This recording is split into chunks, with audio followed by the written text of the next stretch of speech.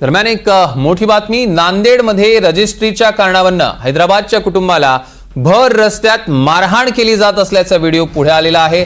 Car थांबवत वडील आणि मुलाला मारहाण झाली। नांदेड शहरातील VIP रोडवरची ही मारहाण, रजिस्ट्रीचे पूर्ण पैसे दिले जात नसल्याने हैदराबाद येथील कुटुंब परत जात असताना अडवून मारहाण करण्यात आली। 7 जणांवर गुन्हा दाखल झालेला आहे।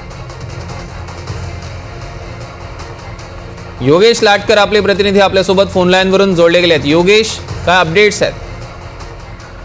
सौरभ, नांदेड शहरातील रजिस्ट्री कार्यालयामधील हा प्रकार आहे। हैदराबाद येथील एक ठाकूर कुटुंब हे त्यांची नांदेडमधील मालमत्ता विक्री करण्यासाठी नांदेडमध्ये आले होते आणि त्यांनी ही मालमत्ता परमेश्वर पवार यांच्यासोबत विक्री करण्याचा सौदा केला होता। परंतु परमेश्वर पवार यांनी ठरलेल्या रकमेपैकी केवळ 25% रक्कम देऊन हे प्लॉट हडप करण्याचा प्रयत्न केला। तेव्हा हे दाम्पत्य जे हे परिवार, ठाकूर परिवार, रजिस्ट्री ऑफिस मधनं बाहेर निघाला आणि तो वापस जात असताना परमेश्वर पवार आणि त्याच्या साथीदारांनी यांना अडवलं, त्यांना थापडबुक्क्याने मारहाण केली, त्यांच्या गाडीच्या काचा फोडल्या आणि या ठाकूर परिवारातील जो तरुण मुलगा आहे त्याला अपहरण केलं त्याचं आणि अपहरण करून पुन्हा एकदा रजिस्ट्री कार्यालयात नेलं आणि जबरीने ही जमीन लाटण्याचा प्रयत्न केला। त्यावेळी त्यांनी हैदराबाद इथं फोन करून ह्या घटनेची हकीकत सांगितली। तेव्हा माजी आमदार पोकर्णा हे घटनास्थळी आले आणि त्यांनी या ठाकूर कुटुंबाला मदत केली आणि ही रजिस्ट्री थांबवली।